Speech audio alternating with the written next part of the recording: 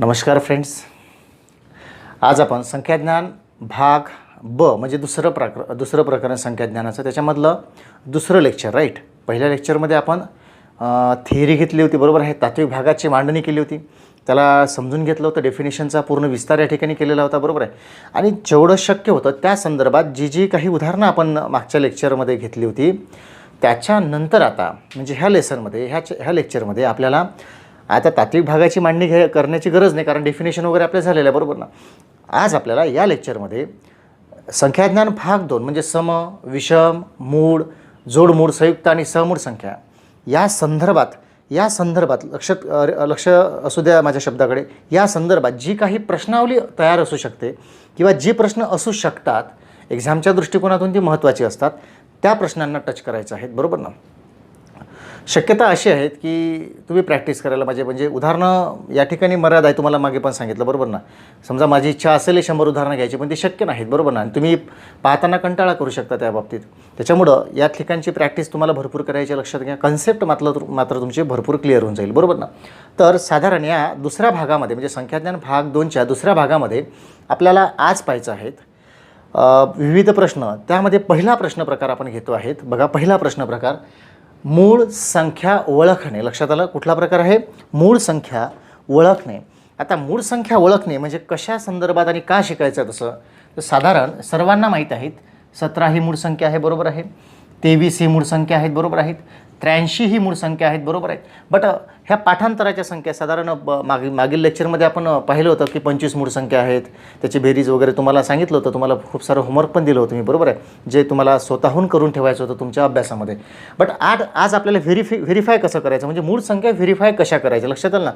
त्याचे काही स्किल आपल्याला पाहिजेत, कारण हा प्रश्न चुकतो बऱ्याचदा. कारण साधारण ह्या संख्या माहीत आहे म्हणून ठीक आहे, बरोबर ना. बट या ठिकाणी समजा 200च्या वरची संख्या असेल, कुठलीही संख्या असेल, 3 अंकी, 4 अंकी, 5 अंकी, साधारण 213 आहेत. इथे मी 319 आणि 149 या दोन संख्या लिहिलेल्या आहे. एक्झॅक्टली ती मूळ संख्या आहे हे कसं व्हेरीफाय करायचं, बरोबर आहे. त्यासाठी काही खास खळगे आहेत, टेक्निक आहे, तर आपण ते शिकूया. 2 उदाहरणाच्या माध्यमातून हे शिकायचं आहे. अदर प्रॅक्टिस तुम्ही करू शकता. ओके, तर बघा आता काय करायचं आहे. आपण काय शिकतोय, पहिला मुद्दा तोच. काय शिकतोय आपण? शिकतोय मूळ संख्या कशी ओळखायची, ती आहेत किंवा नाही ते कसं ओळखायचं, बरोबर आहे. मग दिलेली संख्या साधारण हिला आपण x किंवा x म्हणूया, बरोबर ना. समजा ती संख्या x आहे, बरोबर आहे. दिलेली संख्या, ओके, कुठलीही असू शकतं ती दिलेली संख्या, तिला मी म्हणतो दिलेली संख्या बरोबर काय x, राईट. तर यासाठी काय टेक्निक असायला पाहिजे, लक्षात घ्या. p ही अशी संख्या घ्यावी. बघा, p ही अशी संख्या असावी. आता कुठली संख्या p n जे काय असेल ते, बरोबर आहे. बट x कुठली? गिवन द नंबर्स, दिलेली संख्या. p ही अशी संख्या असावी की pचा स्क्वेअर एकतर मोठा असला पाहिजे किंवा इक्वल असला पाहिजे दिलेल्या नंबर्सच्या इतका, म्हणजे xच्या एवढा, बरोबर आहे. मग आता दिलेली संख्या कुठली आहे? 149, बरोबर ना. याच्यापेक्षा मोठा वर्ग किंवा इक्वल वर्ग कोणाचा आहे? 13चा वर्ग, बरोबर आहे, राईट. आहेत ना, 13चा वर्ग 169, जो 149 पेक्षा मोठा पण आहेत, बरोबर ना. मग अशा वेळेस जी संख्या तुम्ही कन्सिडर केलेली आहेत त्याच्या आधीचे तुम्हाला मूळ अवयव शोधायचे आहेत, मूळ संख्या शोधायच्या आहेत. ज्या कुठल्या आहेत? 2, 3, 5, 7 आणि 11 आणि ही 13 सोबतची, बरोबर ना. बघा, खूप सोपं आहे ते, खरं सांगतो, खूप सोपं आहे. सोप्याकडून कठीणाकडे. प्रश्न कठीण नाही. मार्क्स का जातात आपल्याला इन्फॉर्मेशन नसतं, परत त्याचं इन्फॉर्मेशन नसल्यामुळं मार्क्स जातात. ओके, तर काय आहेत बघा, 149 दिलेली संख्या होती, ते खरंच मूळ आहेत की नाही हे आपल्याला पाहायचं होतं, बरोबर आहे. मग त्या 149च्या पेक्षा मोठी किंवा इक्वल असणारी एक वर्गसंख्या शोधायची असते. ती आहे 169. ॲक्च्युली 13चा वर्ग म्हणजेच काय? 169. मी जरी वर्गसंख्या घेतली नसेल या ठिकाणी 169, तरी 13चा वर्ग आहे तो 169. मग कोणाचा वर्ग? हे पीचा वर्ग म्हणजे 13चा वर्ग 169 आहे ना, मोठा 149 पेक्षा, बरोबर आहे. म्हणून यावेळेस मग ह्या 13च्या अलीकडचे म्हणजे आधीचे पूर्ण मूळ मूळ संख्या या ठिकाणी घ्यायच्या आणि एक पाहायचं. मग यावेळेस 2, 3, 5, 7, 11, 13 म्हणजे ह्या 13च्या आधी जेवढ्या काही मूळ संख्या आहेत या मूळ संख्यांपैकी जर कुठल्याही, वाक्य लक्षात घ्या, जर कुठल्याही एखाद्या मूळ संख्येने जर दिलेल्या संख्येला भाग जात असेल निश्चय, तर ही दिलेली संख्या मूळ संख्या नाहीत. जर कुठल्या संख्येनं भाग जात नसेल तर दिलेली संख्या काय आहे? मूळ आहेत. बट आता तुम्ही हे भागून पाहायचं तुम्हाला, कारण ऑलरेडी माझं हे क्लिअर असल्यामुळं माझ्या डोक्यातच बसलेलं आहे, त्याच्यामुळं असं नाही की मी सांगतो आहे ते मान्य करायचं, स्वतः करून पाहिजे तुम्हाला, बरोबर ना. यात 149ला या दिलेल्या कुठल्याच संख्येने भाग जात नाही, लक्षात ठेवायचं, भाग जात नाही. सो भाग जात नसल्यामुळं 149 ही संख्या काय आहे, मूळ आहेत. लक्षात घ्या, काय आहेत, मूळ आहेत. भेटलं तुम्हाला उत्तर तुमचं, राईट.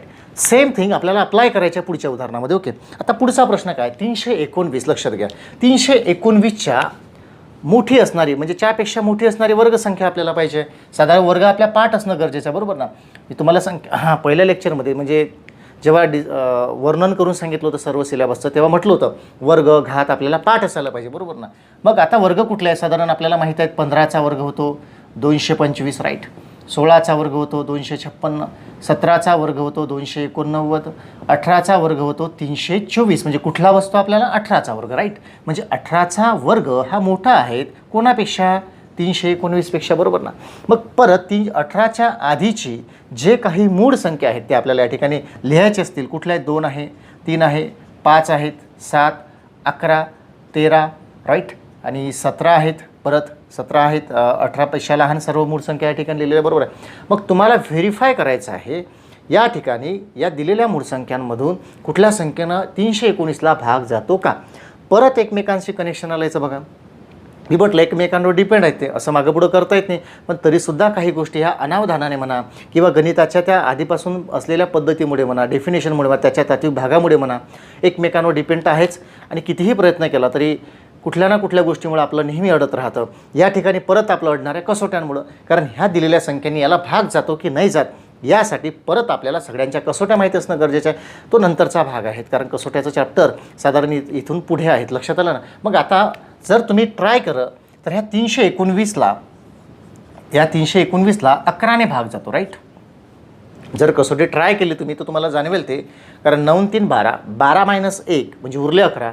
ॲक्च्युली कसोटी आहेत, ती कसोटी आपण शिकू, इथून पुढचे चॅप्टर तेच आहे शिकण्याचे, बरोबर आहे. जस्ट आता आपल्याला पाहायचं आहे, एवढंच पाहायचं आहे की दिलेल्या अवयवाने म्हणजे दिलेल्या ह्या मूळ संख्यांपैकी एखाद्या संख्येनं जर भाग जात असेल, म्हणून 319ला 11ने भाग जातो, म्हणून 319 मूळ नाहीत. क्लिअर झालं मित्रांनो. या ठिकाणी काय शिकलात आपण पहिला टॉपिक आजच्या लेक्चरमध्ये, जस्ट आणि जस्ट मूळ संख्या आहेत किंवा नाही एवढंच व्हेरीफाय करायचं आहे, बरोबर आहेत.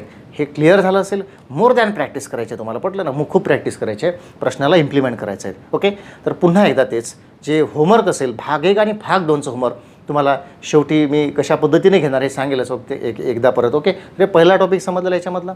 चालेल, तर आपण दुसऱ्या प्रश्न प्रकाराकडे जाऊयात आता, तो सुद्धा खूप महत्त्वाचा आहे. ओके, तर बघा मित्रांनो, आपला दुसरा प्रश्न प्रकार आहे चलाच्या स्वरूपात. काही उदाहरणं आपल्याला दिलेली असतात, बरोबर आहे, चलाच्या स्वरूपात. त्यावरून आपल्याला व्हेरीफाय करायचं आहे सम कुठली विषम कुठली, बरोबर ना. बट त्यासाठी काही बेसिक इन्फॉर्मेशन लागतात. पुस्तकात ह्या गोष्टी सर्व आहेत, पण इम्प्लिमेंटच कुठं करायचं हेच मुळात माहीत नाही, लक्षात घ्या. साधारणतः माझा 5-7 वर्षाचा अनुभव राहिलेला आहे. बरेचसे विद्यार्थी येतात तेव्हा माहीत होऊन जातं की सर्व गोष्टी ऑलरेडी आहेत, पुस्तकामध्ये आहेत, शिकलेलो आहोत, शाळेमध्ये झालेलं आहे, बरोबर ना. बट माहीत नाही, व्हेरीफाय नाही केलेलं आहे सिलेबसला, बरोबर, ॲनालिसिस नाही केलेलं आहे, त्याच्यामुळे ह्या सगळ्या दुविधा आहेत, बरोबर ना. मग कुठली कन्सेप्ट कशासाठी दिलेली आहेत आपल्याला, बरोबर ना. म्हणजे एखादी गोष्ट पुस्तकामध्ये वाचतो आपण, खऱ्या अर्थानं कळतच नाही की ही गोष्ट कोणासाठी बनलेली आहे, बरोबर ना. ही जी संकल्पना आहे ती कुठल्या उदाहरणाला लागू होते हे जोपर्यंत कळणार नाही तोपर्यंत उदाहरण सुटणार नाही, बरोबर ना. साधारण आता मी जे काही इथे लिहितो आहेत ना त्याचा वापर ह्या उदाहरणामध्ये होतो हे बऱ्या अंशी आपल्याला माहीत नसतं, लक्षात घ्या. तर काय असतं बघा, अतिशय सोपा भाग आहेत. साधारण सम अधिक सम म्हणजे सम होतं, बरोबर ना. सम मायनस सम फार माहीत नसलं तरी चालतं, एवढंच सम होतं, राईट. तसंच विषम अधिक विषम सम होतो आणि विषम मायनस विषमसुद्धा सम होतो. कुठलीही संख्या तुम्ही करू शकता, बरोबर आहे. जर या ठिकाणी सम अधिक विषम असेल, सम अधिक विषम असेल म्हणजे सम म्हणजे 4, विषम म्हणजे 5, तर काय भेटेल आपल्याला या ठिकाणी, विषमच भेटणार, लक्षात घ्या. सेम थिंग सम मायनस विषम असेल तरीसुद्धा आपल्याला काय भेटेल या ठिकाणी, विषमच भेटेल. यासारख्या ज्या काही गोष्टी आहेत लक्षात घ्या. मी तुम्हाला म्हटलं होतं बऱ्याचशा गोष्टी जे खूप महत्त्वाचे बारकावे नाहीत ते नाही या ठिकाणी घेतले कारण आपला वेळ जातो, पण अतिशय महत्त्वाचे आहे जे माइंडमध्ये असणं गरजेचं आहे तो पार्ट नाही सुटला पाहिजे, बरोबर आहे. कशाला कशासाठी वापरायचं, कुठला पार्ट आहे, गणितामध्ये एखादी गोष्ट शिकल्यानंतर कुठे यूज करायचे हे माहीत पाहिजे. मी त्या दिवशी म्हटलं होतं तुम्हाला मागच्या लेक्चरमध्ये, मला किती माहीत आहे याच्यापेक्षा मला किती वापर करता येतो त्या गोष्टीचा हे फार महत्त्वाचं, बरोबर ना. माझ्याकडे स्किल खूप आहेत बट इम्प्लिमेंट करताना अडचण जात आहेत, तर असं होऊ नयेत, बरोबर आहे. साधारण हे पहिला, अजून पुढचे 3 ते 4 प्रश्न किंवा म्हणजे पाहणार आपण, याच्यामध्ये एक हायर लेवलपर्यंत जातं, बरोबर ना. हे माहीत पाहिजे, हा बेस आहे, हे आपल्याला पक्क करायचं आहे, बरोबर आहे. हे असू द्यायचं आहेत आपल्याला माइंडमध्ये, हे काही प्रत्येक गोष्ट लिहित बसायचं नाही, तर आपल्याला माइंडमध्ये असणं पाहिजे, बरोबर ना. दिसला प्रश्न कसा दिलेला बघा, एक्स ही विषम संख्या आहेत, इथं आपलं डोकं नाही लावायचं आहे आपल्याला. एक्स ही विषम संख्या, त्यांनी म्हटलं ना एक्स ही विषम संख्या, x is an even number odd numbers, x काय आहेत, विषम संख्या आहेत, राईट आहेत. तर खालीलपैकी कोणती समसंख्या आहेत, तर सम आपल्याला विचारली आहे, लक्षात घ्या. काय विचारले आहे, सम. मागच्या लेक्चरमध्ये आपण 2 वाक्य पाहिली होती, जर तुम्हाला आठवत असेल तर. 2x आठवत असेल तर 2x ही संख्या काय असते, सम असते, आणि 2x + 1 ही संख्या विषम असते, मागे पाहिलं होतं आपण, बरोबर ना. त्याचाही वापर या ठिकाणी करता येतं. हे उदाहरणं सोडविण्यासाठी नसतात मुळात, मुलं घाबरतात अशा उदाहरणाला. काहीतरी चलाच्या स्वरूपात दिलं, खूपच वेगळा प्रश्न आहे, तसा कसं सोडवायचा, कसं सॉल्व करायचं, अतिशय सोपा प्रश्न आहे. एक्स ही विषम संख्या आहेत आणि समसंख्या आपल्याला व्हेरीफाय करायची आहे. त्यांनी म्हटलं विषम संख्या, जस्ट त्या कॉन्सेप्टवरून आपल्याला व्हेरीफाय करता येते. ह्या प्रत्येक उदाहरणाचं ऑप्शनल हे प्रश्न असे असतात की इथे सोडवत बसायचं नाहीत. परत सांगतो आहे, जस्ट आणि जस्ट काय करायचं आहे, व्हेरीफाय करायचं आहे. तुम्हाला माहीत आहे 2x ही संख्या काय असते, सम असते. काय असते, सम असते. म्हणजे याचा अर्थ ही सम आहे, ही सम आहे, ही सम आहे. ऑप्शनमधलं प्रत्येक 2x काय आहे, सम आहेत. लक्षात आलं. त्यांना पाहिजे कुठली, समच पाहिजे. काय पाहिजे, समच पाहिजे, बरोबर ना. मग आता पाहिजे आपल्याला पहिलं एकूण एक, ही काय आहे विषम, ही काय आहे विषम, ही काय आहे विषम, ही काय आहे सम. एक एक व्हेरीफाय करायचं. सम अधिक विषम, सम अधिक विषम काय भेटते, विषमच भेटते. म्हणजे पहिलं ऑप्शन असेल का, नाही. झालं व्हेरीफाय. सम पाहिजे. परत एकदा सम अधिक विषम, विषमच भेटणार, दुसरं सुद्धा नाही. सम अधिक विषम, विषमच भेटणार, तिसरं सुद्धा नाही. चौथ्यामध्ये बघा 4 तर ऑलरेडी सम आहेच, बरोबर ना. 2x काय आहे, समच असते, आपण चलाच्या स्वरूपात शिकलेलो आहे.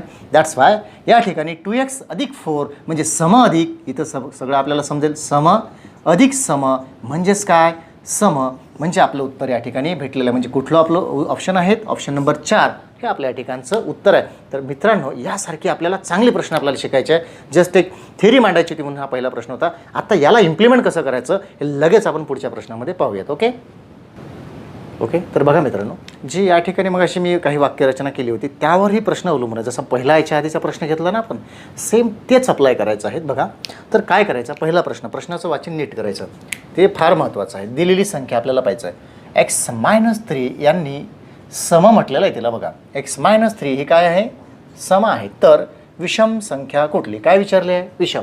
आपल्याला वारंवार ह्या गोष्टी पाहायच्या आहेत, बरोबर ना. दिलेली संख्या x-3 काय आहे, सम आहेत. आपल्याला तो विचार नाही करायचा x कुठून आला, 3 कुठून आले. x-3 ही सम आहेत. विषम आपल्याला विचारलेले आहे, बरोबर आहे. विषम पर्याय कुठला असतो आपल्याला आता ओळखायचं कसं, हा एक प्रश्न असतो. मला जोपर्यंत x माहीत नाही होणार तोपर्यंत ओळखेल का मी, बिलकुल नाही. जस्ट व्हेरीफाय कसं करायचं बघा. ही काय आहे, ऑलरेडी विषम, नीट लक्षात घ्या. ही काय आहे, विषम. मग अशी पाहिलं होतं आपण, बरोबर ना. ही जर विषम असेल, ओके, विषम असेल, आता कोणामधून विषम मायनस केली तर सम भेटते, विषममधूनच. मग असे पाहिलं ना आपण, विषम अधिक विषम सम, विषम मायनस विषम सम.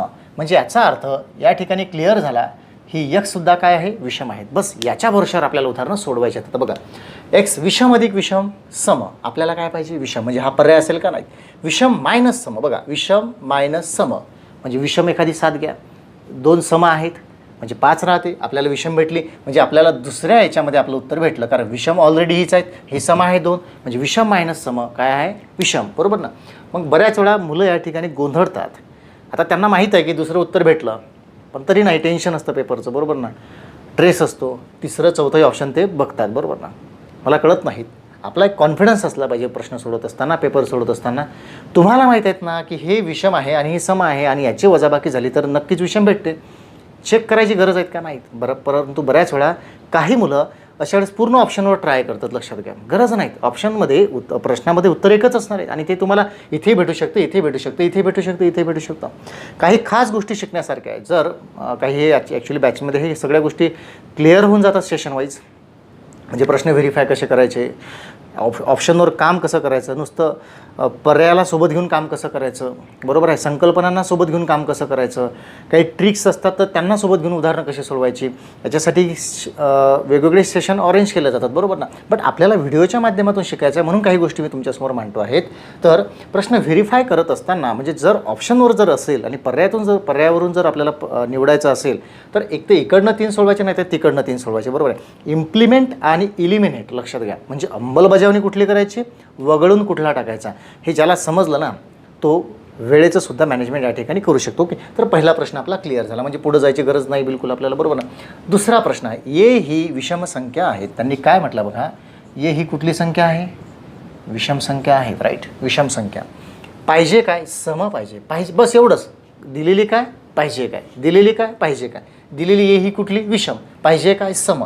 जस्ट आता 2a इथे आहे, 2a इथे आहे, 2a इथे आहे, प्रत्येक ह्याच्यात बघा 2a आला पहिल्यांदा, बरोबर आहे. आणि आपल्याला माहीत आहेत 2a किंवा 2n जे काय असेल हे संख्या नेहमी काय असतं, सम असतं. जस्ट इन्फॉर्मेशन मला माहिती आहे, अभ्यासामध्ये त्या गोष्टी होत्या माझ्याबरोबर ना. म्हणजे 2a ही काय आहे, समसंख्या, पाहिजे कुठली तुम्हाला समज. मग आता ये ही विषम संख्या आहे, बरोबर ना, त्याचं घेणं देणं राहिलंच नाही मुळात आता, कारण हे ऑप्शनच आपल्या सोयीचे आलेले, बरोबर ना. 2a + 7 म्हणजे सम अधिक विषम, विषमच होणार आपल्याला, तर सम पाहिजे.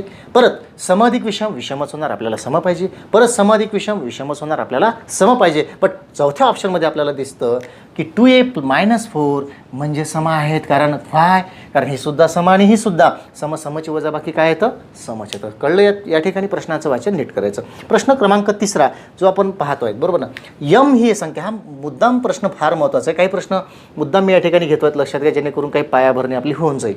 यम ही एक संख्या आहेत, माहीत आहेत का, नाही बघा ना, यम ही एक संख्या आहेत, एक संख्या आहेत. ती कुठली आहे, सम आहे, विषम आहे, माहीत आहेत का, बिलकुल माहीत नाही. बट प्रश्नाची मांडणी कशी केली बघा, यम ही एक संख्या आहे, यम कुठली आहे माहीत नाही, समन आहे, विषम आहे माहीत नाही, कल्पनाच नाही. बट विचारलं का बघा, तर पुढीलपैकी निश्चित समसंख्या कुठली, निश्चित शब्द फार महत्त्वाचे आहे. शब्दावर पकड असली पाहिजे गणितामध्ये, बरोबर ना. शब्द वाचता आला, प्रश्नाचा अर्थ लागला पाहिजे, म्हणजे प्रश्न समजतो, बरोबर ना. शॉर्टकटच्या भरोशावर सगळे मार्क्स नाही मिळत, लक्षात घ्या, नाही मिळत. आपल्याला कन्सेप्ट लागतात, आपल्याला एकूण एक बारकाव माहीत पाहिजे, पकड पाहिजे, प्रश्नाचं वाचन करता येणं म्हणजे हे प्रश्नावर पकड असणे. तुम्ही कुठल्या मुद्द्याला धरू शकता, निश्चित समसंख्या, निश्चित व्हेरीफाय करायचे.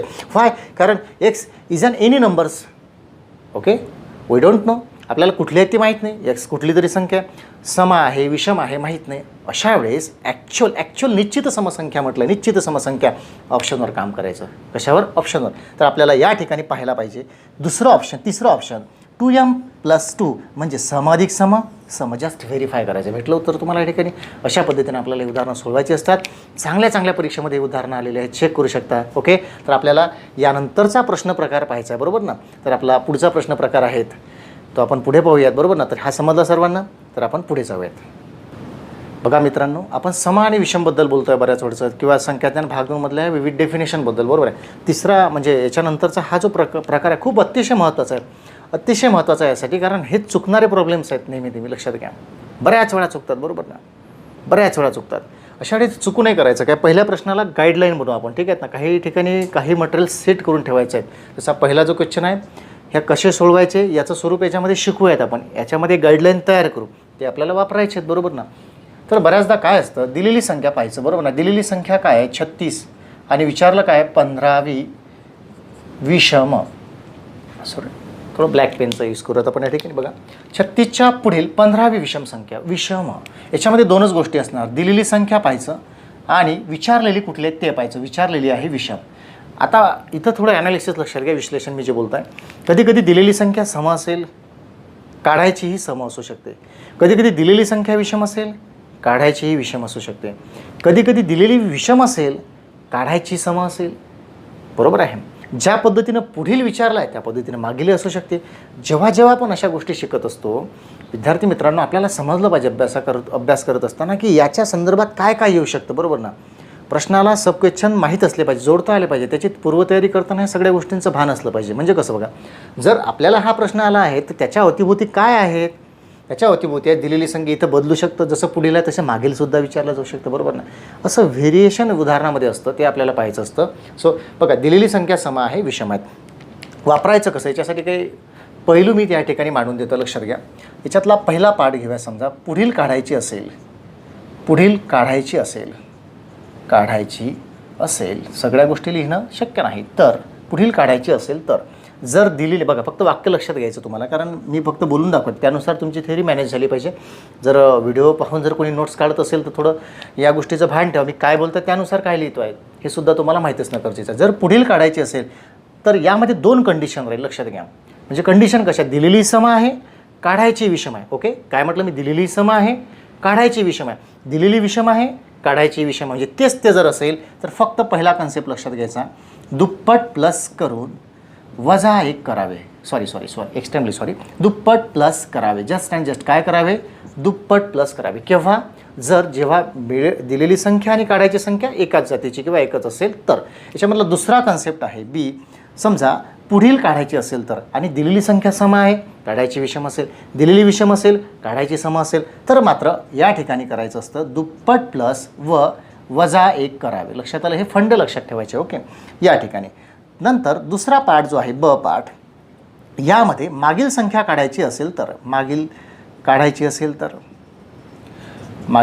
असेल तर करायचं काय, बघा इथे सुद्धा पहिला पार्ट, दिलेली संख्या तीच असेल, काढायची तीच असेल, म्हणजे समज दिली, मागील सम काढायची असेल तर जस्ट अँड जस्ट दुप्पट वजा करावी. आता सगळ्यांना प्रश्न पडला असेल ही दुप्पट कोणाची करावी, लिहिलं तर खरं आहे, ऐकत आहे मगांपासून, पण कोणाची, कोणत्या संख्या, अशी कुठली संख्या ज्याची दुप्पट करायची, दुप्पट प्लस वगैरे, दुप्पट कोणाची करायची, जो अटेम्प्ट असतो, अटेम्प्ट क्रमांक, तेवढ्या क्रमांकाचे, जसं इथं दिलं ना 15वा, मग 15 2 30 हे वापरायचं. ओके, तसंच दुप्पट आपण काय विचारलं, मागील संख्या काढायची असेल, ती असेल दुप्पट मायनस करावी. जर दिलेली संख्या सम असेल, मागील विषम काढायची असेल, दिलेली संख्या विषम असेल, मागील सम काढायची असेल, म्हणजे विसंगती आली असेल या ठिकाणी, तर मात्र या ठिकाणी दुप्पट मायनस करून +1 करावे. हे क्लिअर झालं सर्वांना. जस्ट आपल्याला एवढंच वापरायचं आहे, तरी तुम्ही पाठ करून ठेवायचं, डोक्यात ठेवायचं, आणि आता हे आपल्याला वापरायचं आहेत. मी या ठिकाणी हे पुसून टाकतो आहेत, लक्षात घ्या. तर आपल्याला पुढं जायचं आहे, कारण अशी शाब्दिक उदाहरणंसुद्धा असतात, ॲनालिसिस करायचं आहे, विश्लेषण करायचं आहे. बघा आता काय म्हटलं आहे प्रश्नामध्ये, दिलेली संख्या सम आहे, काढायची विषम आहे, आणि काय आहे, पुढील आहेत, बस एवढंच पाहायचं. पुढील आहेत, दिलेली सम, काढायची विसंगती आहेत, वेगळे पण आहेत. अशा वेळेस मगाशी आपण लिहिल्याप्रमाणे काय, दुप्पट प्लस -1. लक्षात आलं, दुप्पट प्लस वजा 1 करावे. लक्षात आलं, दुप्पट प्लस वजा 1 कोणाची, 15वे, म्हणजेच याच्यात मिळवायची, म्हणजे कोणामध्ये बघा 36 दिलेली संख्या प्लस दुप्पट कोणाची, 15 गुणिले 2ची -1, बस झालं. म्हणजे 36 + 15 2 30 -1 म्हणजे 66 -1 म्हणजेच 65. क्लिअर झालं. कारण 36च्या पुढची 15वी विषम संख्या काढण्यासाठी तुम्हाला लिहित बसावं लागेल, ते बरोबर आहे. 37 38 39 40 वगैरे सगळं तेव्हा व्हेरीफाय करायचं. बॅचमध्ये 2-3 पद्धतीने सांगितलं जातं, पण मी तुम्हाला एक्झामच्या दृष्टीनं एक महत्त्वाची मेथड या ठिकाणी सांगितली, ती शेवटची या ठिकाणी ठरवून घ्यायची. ओके, याला वेगवेगळ्या पद्धतीनं का दुप्पट का प्लस करायचे, कारण सम आणि विषम संख्या 2-2च्या क्रमानं वाढतात, तो बेस याच्या मागे असल्यामुळं या ठिकाणी दुप्पट प्लस करावी लागतं. क्लिअर झाली इथपर्यंत. सेम त्या क्वेश्चनमध्ये आपल्याला हे अप्लाय करायचं आहे. बघा आता 24 नंतर क्रमाने येणारी 5वी विषम संख्या, 24 नंतर पुढीलच आहे क्रमाने येणारी 5वी हा अटेम्प्ट आहे, हा फार महत्त्वाचा, की कोणती संख्या, विषम संख्या पाहिजे आपल्याला. दिलेली संख्या काय झाली, सम आहेत, पाहिजे कुठली, विषम.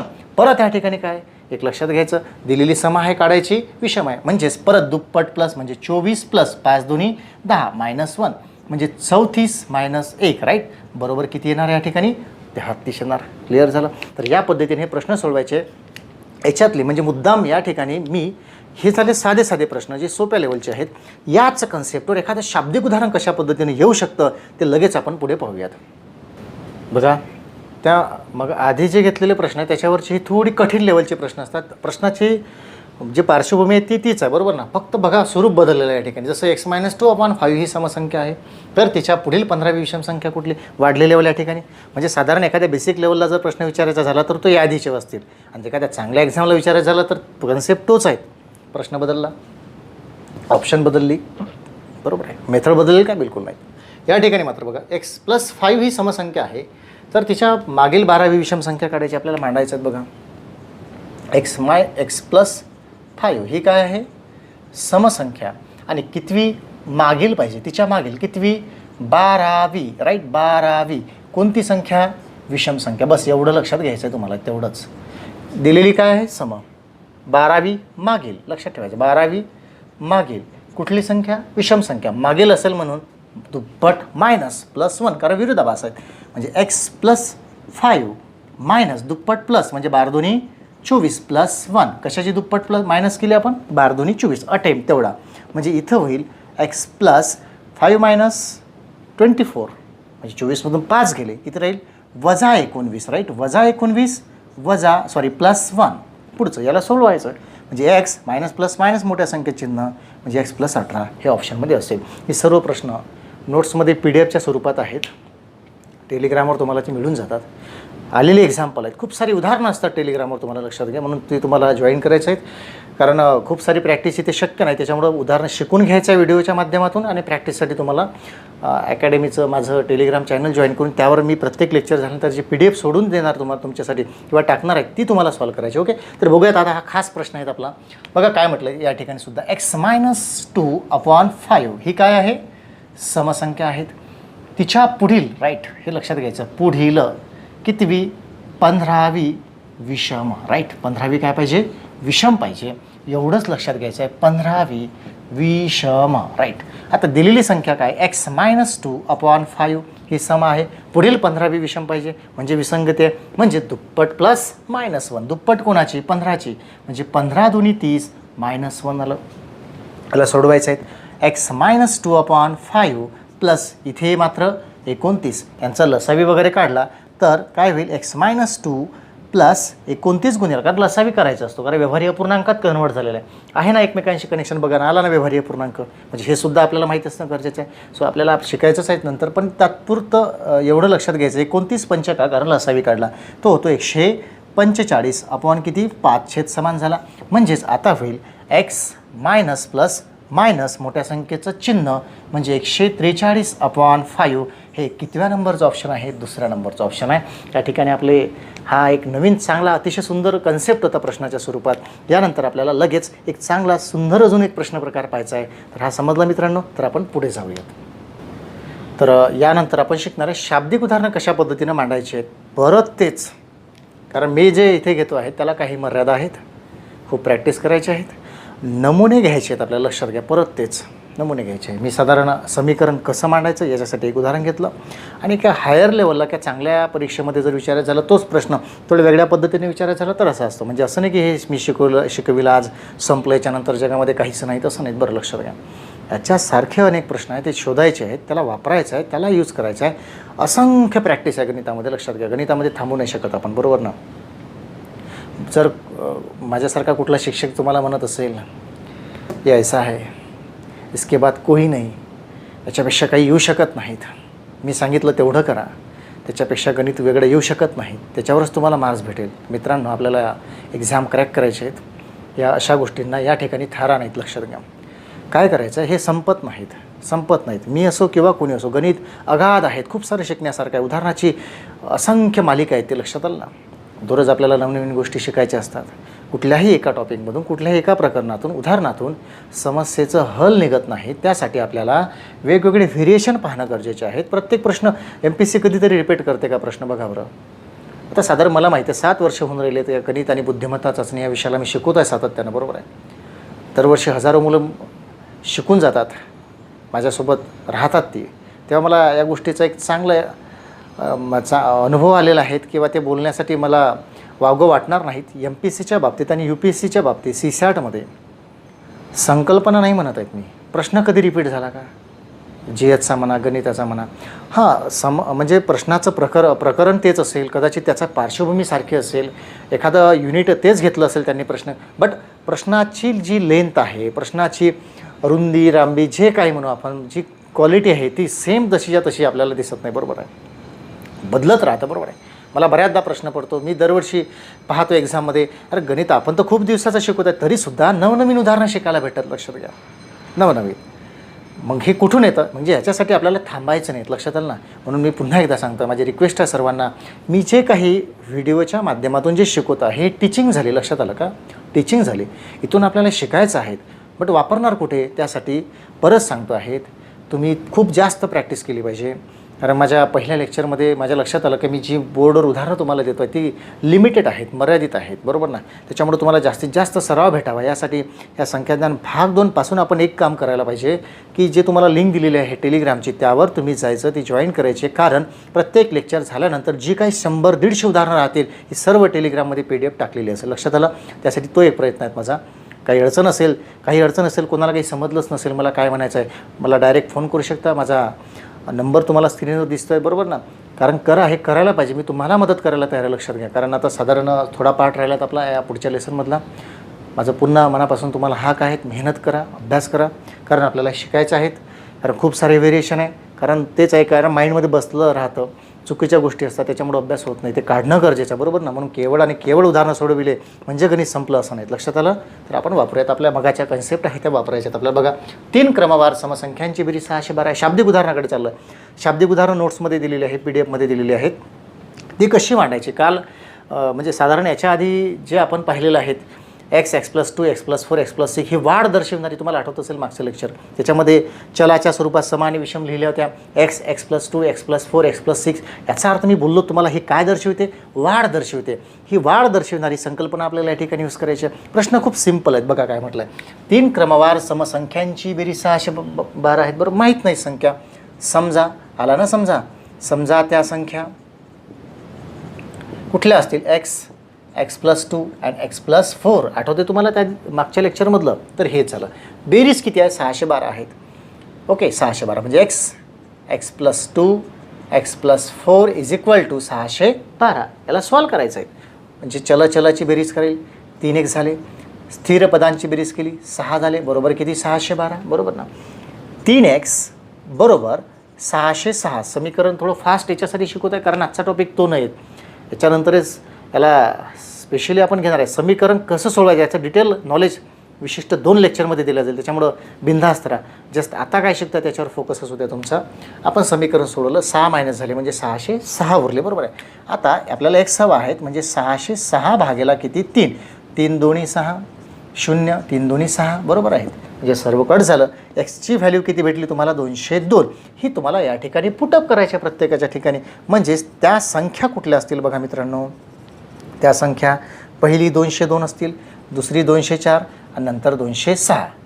बऱ्याचदा बघा, मला ऐका, मी बॅचमध्ये बोलत असताना एक स्टेटमेंट माझं असतं, त्यामध्ये 1% अतिशयोक्ती नाहीत किंवा त्याच्यामध्ये वाहवा करतो आहे असं नाही. ते रिअल आहेत, तो फॅक्ट आहेत.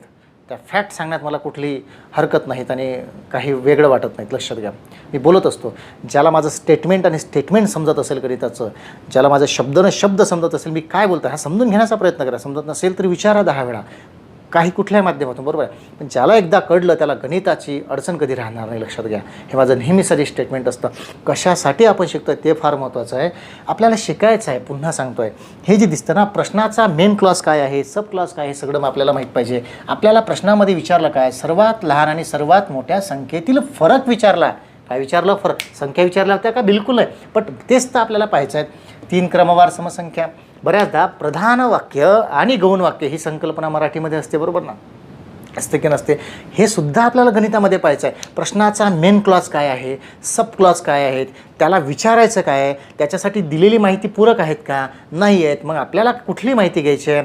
असं असतानासुद्धा जे काढलेलं उत्तर आहे ते आपलं उत्तर आहेत का, बिलकुल नाही. प्रश्नाचा कधी मेन क्लॉज हा अतिशय सोपा असतो. लक्षात घ्या, अतिशय सोपा असतो. म्हणजे कधी बऱ्याचदा जे आपण गृहीत धरतो, कन्सिडर, ते आपलं उत्तर नसतं. उत्तर वेगळंच काढायचं असतं. बरोबर आहे. हे आपल्याला छोट्या प्रश्नातून शिकायचं आहे. बघा, मोठ्या प्रश्नातून शिकायला नाही भेटत, बरं, लहान प्रश्नातून शिकायला भेटतं. म्हणून तिथून तयारी करायची. बरोबर आहे. बघा ना, आपल्याला संख्या भेटला, विचारलं काय, मोठ्या संख्येतील लहान संख्येतील फरक किती, मग 4. ह्या उत्तरासाठी आपल्याला एवढं करायचं याला. बरोबर आहे. मग प्रश्नाचा मेन क्लॉज होता फरकासाठी संख्या माहीत असणं गरजेचं आहे आणि त्या आपण काढलेल्या आहे. बट हे या ठिकाणी मी का शिकविलं तुम्हाला, कारण आपल्याला समीकरण मांडता यायला हवं होतं. क्लिअर झालं, सुटलं, मांडलं. बरोबर आहे. बट आता मागे जाऊयात याच्या पहिल्या भागाच्या लेक्चरमध्ये, ज्यामध्ये मी काही वाक्य तुम्हाला मांडली होती. आठवते तुम्हाला बोललो होतो, कदाचित लिहिली नसतील पण बोललो होतो त्या ठिकाणी. कुठल्याही 3 क्रमवार सम किंवा विषम संख्यांमध्ये सर्वात लहान संख्या आणि सर्वात मोठ्या संख्येमध्ये 4चा फरक असतो. म्हणजे ज्याला हे माहीत असेल, जे वाक्य माहीत असेल, त्याला हे सोडवायची गरज आहे का नाही, तो एवढंच वाचेल. 3 क्रमवार संख्या आहेत, क्रमवार आहे, सम आहेत, राईट. लहान आणि बघा ना कशासाठी काय दिलं, विचारलं काय, फरक, दिली बेरीज, हे अप्लाय करायचं असतं, बरोबर आहे. ज्याला वाक्य माहीत आहे तो या ठिकाणी शॉर्टकटसुद्धा वापरू शकतो. बघा ना पुढे जाऊयात. 2 क्रमवार विषम संख्यांची बेरीज y आहेत, त्यापैकी फक्त एकच संख्या काढायची, कोणती, त्यापैकी एक आहेत आपल्याला मांडायचं आहे. समजा त्या संख्या घेऊयात आपण, समजा त्या संख्या x आणि x+2 झालं, कारण माहीत नाही आपल्याला. लेट बी कन्सिडर x आणि x+2 फाय, कारण 2 क्रमवार विषम संख्यांची बेरीज आहे ती consecutive even numbers. Okay, so बेरीज x+2 is equal to y. उदाहरणाच्या अटीनुसार द्यायचा, यालाच तर समीकरण म्हणतात. उदाहरणाच्या अटींची पूर्तता करणारी गणितीय मांडणी करणे म्हणजे समीकरण मांडणे, बरोबर ना. उदाहरणात दिलेल्या अटींची पूर्तता केली, समीकरण मांडलं, याला सोडवायचं आहे.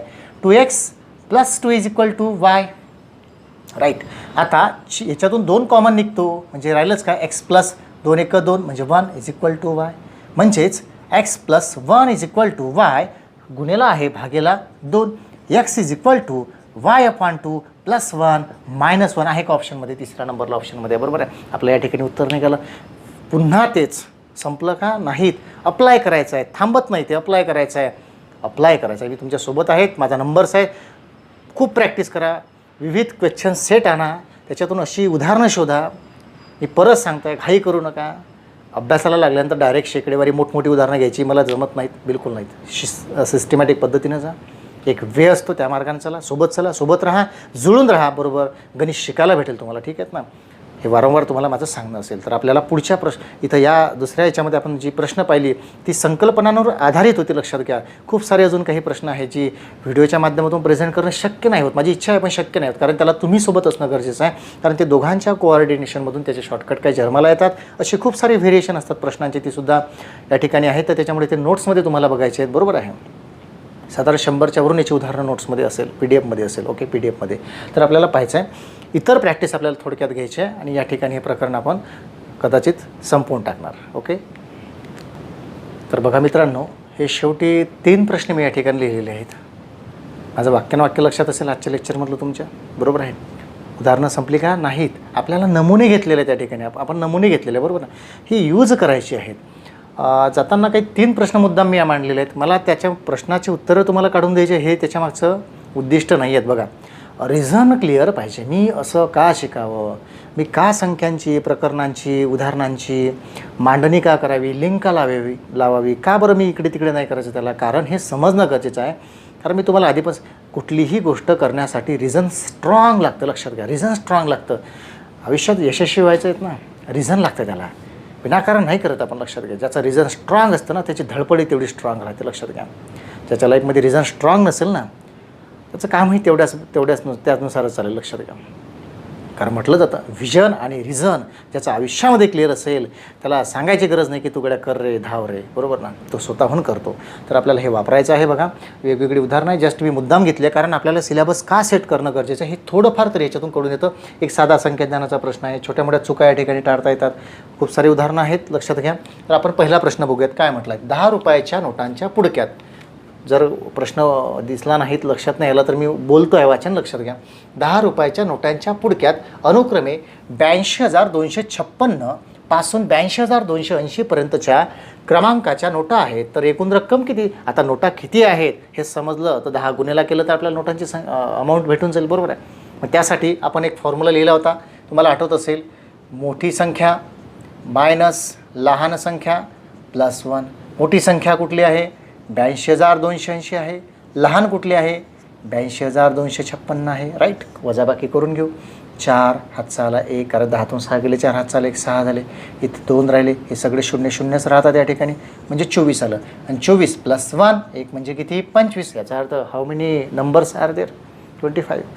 आणि नोटा किती संख्या, 25. मग 25 एक नोट कितीची, 10ची, बस इंटू 10, म्हणजे याचा अर्थ टोटल अमाऊंट किती झाली, 250.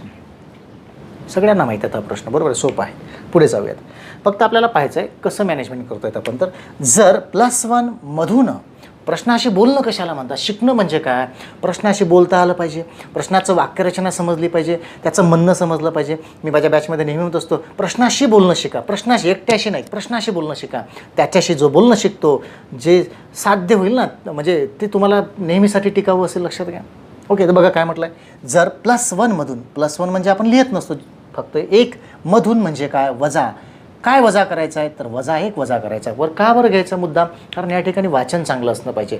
बऱ्याच वेळा मुलं या ठिकाणी काय करतात, 1 - 1 करून टाकतात, 0 आणतात उत्तर. व्हाय त्यांना वजा करायचंच आहेत म्हटल्यानंतर इथं -1 दिसतं, घाई होऊन जाते. बऱ्याचदा असं नाही की सगळे चुकीचेच करतात, बऱ्याचदा अभ्यास चांगला असून सुद्धा जस्ट आणि जस्ट घाई केल्यामुळं सुद्धा आपली उदाहरणं चुकतात. माइंड आपल्याला कूल ठेवायचं आहे, उदाहरणं वाचायचे. बघा ना, 1 मधून उदाहरणं वाचून 1 मधून म्हणजे वजा. कोण वजा करायचं, कोण वजा करायचं आहे, वजा 1 करायचं आहे म्हणजे 1 वजा वजा अधिक म्हणजे 1 म्हणजे याचं उत्तर येणार 2. लक्षात. तर यानुसार आपल्याला उदाहरण सोडवायचे. एक शेवटला प्रश्न या ठिकाणी घेतो आहे, म्हणजे या लेक्चरमध्ये अतिशय महत्त्वाचा यासाठी आहे, तो संख्या ज्ञानाचा आहे म्हणून नाही, त्याच्यामध्ये समीकरणाचं निर्मिती कशी होते, काही शॉर्टकटसुद्धा येऊ शकतात, आपल्याला डुप्लिकेट करायचं आहे.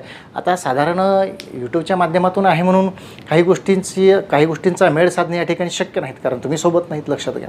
बॅचमध्ये साधारण सांगितलं जातं आणि पुढं जेव्हा आपण खूप वेळानंतर, खूप दिवसानंतर, महिन्यानंतर एखादं दुसरं प्रकरण शिकतो ना, जेव्हा समीकरण मांडायची गरज पडते तेव्हा विद्यार्थ्यांना आठवण करून दिली जाते. बघा गड्या, आपण संख्याज्ञान भाग 2 मध्ये एक उदाहरण शिकलो होतो, 2 क्रमवार समसंख्यांचा गुणाकार 288. त्याला ते आठवतं, ते आठवलं की त्याला हे असं मांडायचं, बरोबर ना.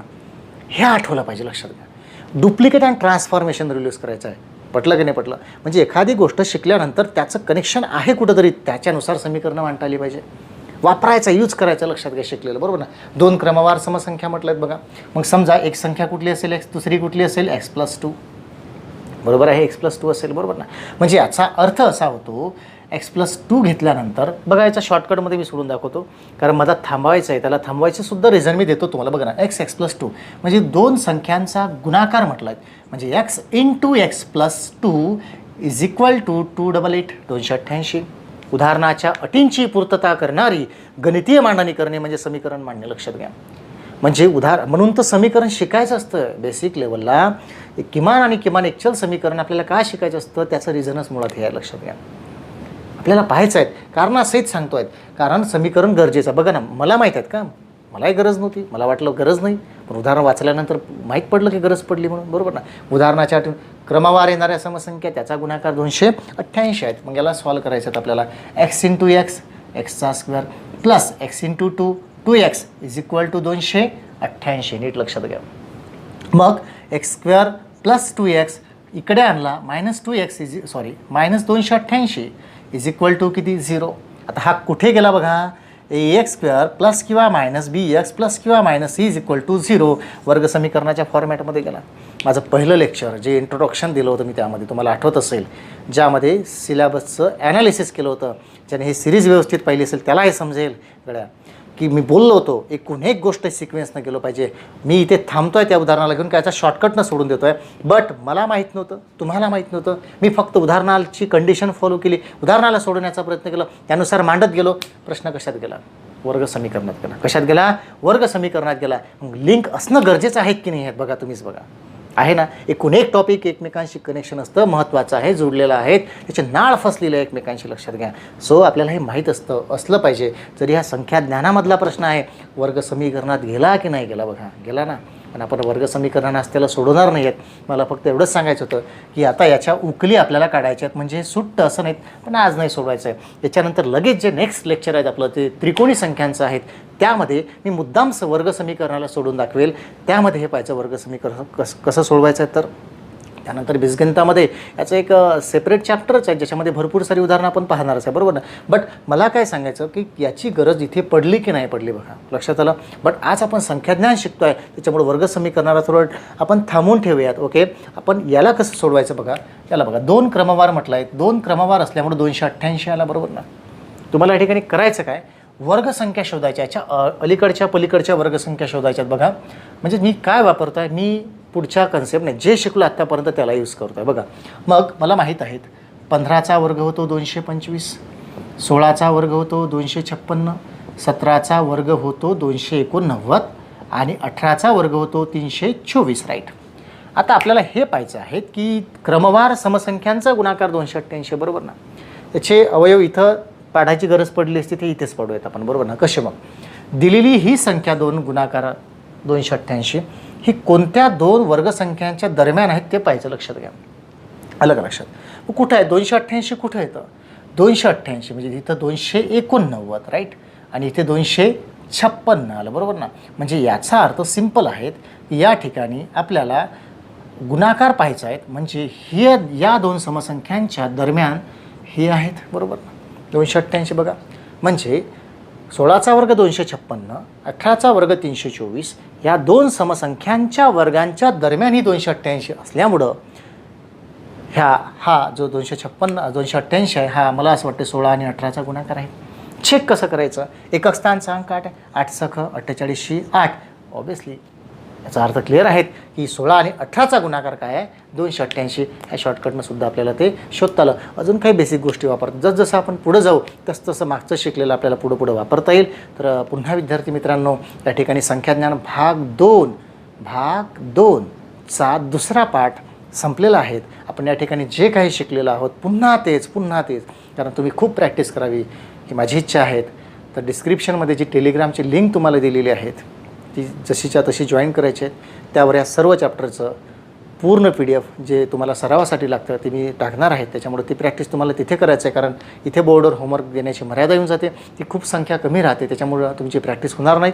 तर 100, 100, 150 असे प्रश्न जर तुम्हाला सोडवायचे असतील झालेल्या टॉपिकवर, आणि बघा ना, अभ्यास करायचा लगेच सोडवायचं, तेव्हा तुम्ही ते त्यावर पाहिजे आहेत. सो ओके, तर आपण इथे थांबूयात. आपण पुढच्या लेक्चरपर्यंत वाट पाहूया, याची प्रॅक्टिस करूया. So thank you.